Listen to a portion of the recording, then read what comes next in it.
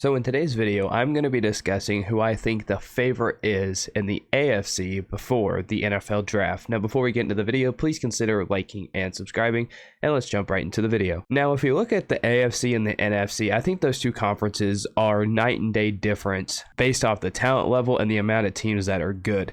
In the NFC video, I basically said there was a whole bunch of teams that I don't think are favorites right now, but that could be, while in the NFC, I think there's just two legitimate favorites in that conference, two teams that are ahead of everybody else. In the AFC, it's not the same. In the AFC, I think literally every team has gotten better in some way that you can legitimately argue that they could be the favorite in the conference, because the conference as a whole is a tough conference. I don't understand how in one offseason a conference has gotten so good and better than it was the year before, because it felt like in the AFC there was really no clear runaway favorite even last year, and this year it's definitely going to be the same. And I like I said, I've never seen a conference with this much talent just all at one time, and there's not a clear favorite. I think there's 5 to 10 teams that you could legitimately argue that could make a push based off of the talent that they have on their teams. I don't think there's a clear runaway favorite like there is in the NFC, where I think the Rams and the Buccaneers are clearly the two best teams in the NFC, and a whole bunch of teams that just don't seem like they have enough to be considered favorites. While in the AFC, I think all these teams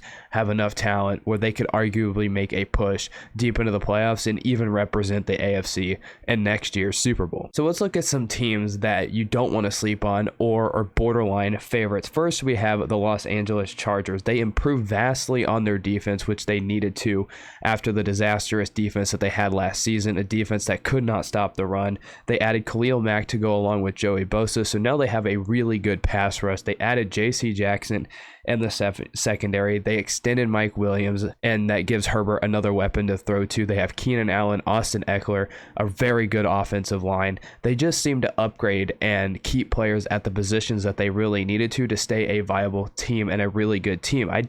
The Chargers just need to stay out of their own way, because if the Chargers honestly didn't call a timeout last season, they honestly could have made the playoffs. I really do think that the Chargers just kind of outsmarted themselves, and they got a little bit too much ahead of themselves. I really don't think the Raiders were going to try to kick a field goal. I really think the Raiders are going to try. So the Chargers just got to learn how to stay out of their own way, more or less, because they're a good football team. They have a great quarterback. It's just sometimes they can't stay out of their own way. And I think they upgraded at defense where they needed to. And with as much talent that's in this draft defensively, I think that the Chargers are going to be able to improve and become a very viable threat in the AFC. And then we have the Raiders. Now, obviously, I got into some arguments with some Raider fans on Twitter because I don't think that Derek Carr was worth the contract extension that he got. I don't think he should be in that $40 million a year range. But at the same time, I'm not going to diminish what Derek Carr has done for the Raiders, especially last season.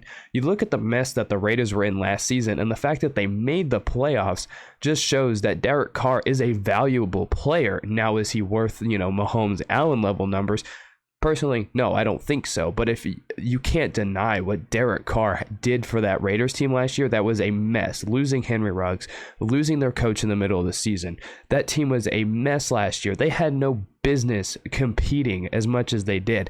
And then through all those issues, they made the playoffs. They were one throw away. They were an interception away from possibly tying the game and extending their season one more week if Derek Carr didn't throw the interception. And then you look at what they've done this offseason. They added Chandler Jones to go along with Max Crosby. They added Devontae Adams when they traded with the Packers. And then you have this draft that is loaded with even more wide receiver talent, defensive talent. Like I said, that this Raiders team honestly should be getting better. It's just they have to compete in a division which they haven't been particularly successful in, with the Chiefs beating the Raiders every single year basically, and only beating the Chiefs 3 times since Derek Carr became the quarterback. So those are the things that are in the way of the Raiders, but I love the moves that the Raiders made. I'm not going to sit here and deny that. I just think that the Raiders, they have a lot of expectations. They have a lot of hurdles, I think, to get over. But last year, through all those issues, I think the Raiders showed that they can be a threat if they're not an organization in chaos. And then you have the Denver Broncos, who I think it's pretty obvious that I think they're a team you don't want to sleep on, who are a borderline favorite. It's just my only thing with the Broncos is they haven't been a good football team since Peyton Manning left. I think Russell Wilson's going to get them over the hurdle, because Russell Wilson is an elite quarterback, and they finally have that quarterback that they were literally a quarterback away from last year from being a legitimate team and being a team that could have competed in the playoffs. They have a Super Bowl caliber defense. They have the offensive weapons, the offensive line, the running backs. They literally have everything, and they have a new head coach now. And again, you're going to be hearing about this draft a lot. There's a bunch of talent in this draft where I think every team in the AFC can get even better. And it's the same for the Broncos. They got Russell Wilson. I think if you look at the pieces that they have at every position for the Broncos now, after trading for Russell Wilson, they added Randy Gregory. I think they're a really good football team. It's just, I don't want to put any expectations too high on the Denver Broncos because they've lost to the Chiefs 13 times in a row.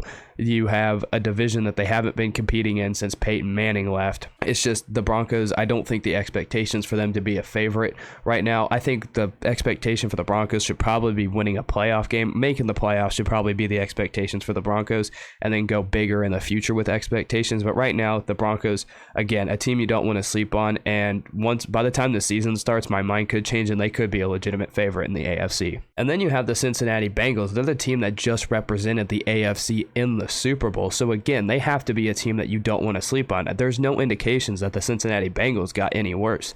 You look at just from their defense alone, their defense was very good in that playoff run leading into the Super Bowl. Like, their defense was plenty good enough for them to win the Super Bowl.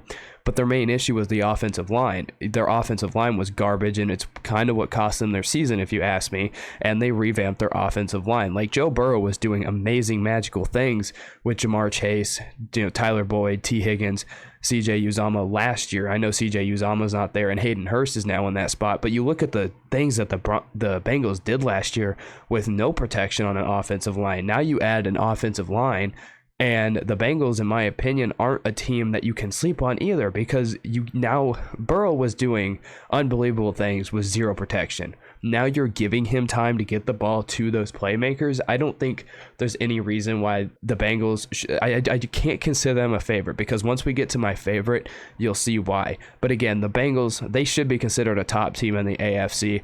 And like I was mentioning earlier, the NFC and AFC are night and day different. With the NFC, there's two teams that are good. In the AFC, I think literally every team is a really good football team, if not a great football team. So that's why when it comes to the Bengals, I can't put them as my favorite, just because the team that I think is the favorite is a better football team than them right now, and we're a better football team than them last year. But again, love every move the Bengals have made. They are going to be a really good team, and a tough division they play in, and a tough conference. And then you have the Baltimore Ravens. Again, they're a team that's going to be really good next year. I don't know. For me, it's hard to judge Lamar Jackson, but like, if we're going to look at Lamar Jackson and everything that we know he can do, look at the Colts game. Like, that was an unbelievable comeback that he had last year. That Monday Night Football game was just absolutely insane. That comeback that he facilitated with the Baltimore Ravens, just an amazing comeback that he had. So that kind of shows that Lamar Jackson has the talent and the ability to do everything. He's a running quarterback who can also throw the football. I think that they have to get more wide receivers around him, because again, their defense was bad last year, but that wasn't their fault. They were playing guys off the streets, it felt like, last year on their defense.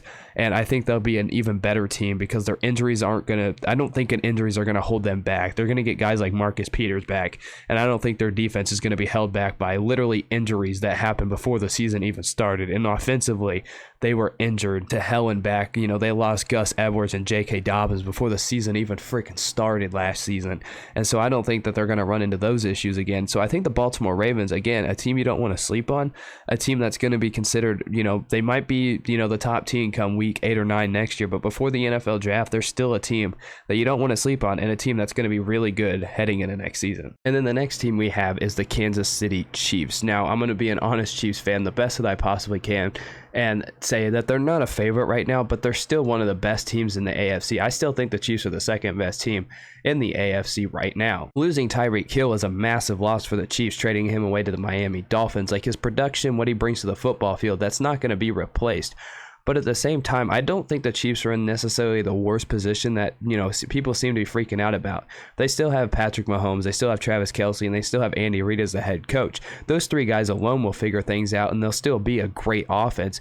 But then you have guys like Juju and MVS, and you have McCole Hardman. I still think that it's a very solid group of receivers. And with the depth that the wide receiver position has in this year's draft, I think the Chiefs offensively are going to get better. And then defensively, while I think there are big holes, this defense last year, really, the defense as a whole really hasn't been particularly good ever since Patrick Mahomes became the starting quarterback for the Kansas City Chiefs. And the defense just hasn't been good in a long time. And I think, it's the holes that need to be filled. I still think the offense might still be plenty good enough.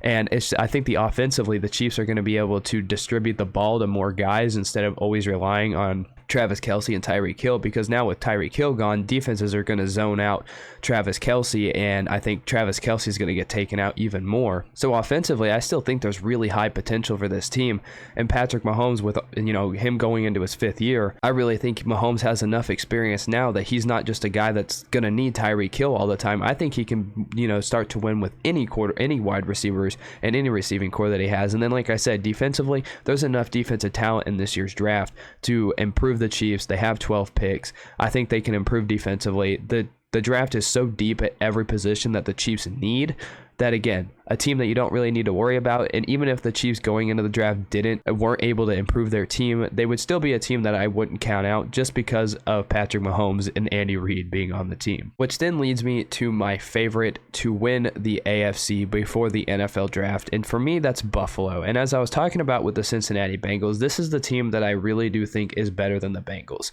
Had the Bills beaten the Chiefs in the divisional round and the Bengals made it to the AFC Championship game still, I really do think Buffalo is a much better team. Like, what Josh Allen did in that playoff run was just insane. What he did to the Patriots was beautiful, a masterpiece. It was just an amazing run. And then he played literally perfect football against the Chiefs. He literally called the wrong side of the coin on the coin toss. Like, that is literally the one thing the Buffalo Bills did wrong last season that didn't allow them to represent the AFC in the Super Bowl. I understand that was the divisional round. They still would have had to win the championship game. But again, I still think that the Bills are the best team in the AFC right now. I think, just as an unbiased fan, I really do think Buffalo, Gabriel Davis came on the scene in that AFC divisional game, scoring 4 touchdowns. They have Stephon Diggs. Josh Allen is just an absolute playmaker. He's the epitome of a guy you never call a bust or a disappointment until really the end of the 5th year contract, by the end of year 3 or 4, because Josh Allen has gotten mightily better every single year. He's a guy that you don't want to mess with, a guy that you don't want to look over anymore in the NFL. I think Josh Allen completely won me over in that divisional game. I don't think I've seen a guy play more perfect football and lose a game. Like, Josh Allen was flawless and lost that game. And then you add Von Miller on that defense. Now, that defense was already great last year, so I don't know if this elevates that defense and elevates this team to that next level, because really, if you look at the playoff run, there really wasn't much for Buffalo really needing to improve upon, maybe a running game. But again, when you have Josh Allen who can make every throw that you ask him to make, you don't really have to worry, because Josh Allen was magical in the playoff run. Their defense was great against New England. It's just against the Chiefs, their defense just could not stop the Chiefs whatsoever in that game. But again, when you have Josh Allen, who played flawless football in his 2 playoff games, you add Von Miller, and then you already have a great defense that was already there from last year. Jordan Poyer and Micah Hyde, as your secondary players. This defense really, they have all the pieces. Literally, it feels like everywhere. It's just the only thing that Buffalo did wrong last year was call the wrong side of the coin in overtime. Like, I really do think right now, even before the draft, the Buffalo Bills are the team to beat in the AFC. But give me who you think is the favorite in the AFC before the NFL draft down below, and I'll see you in the next one.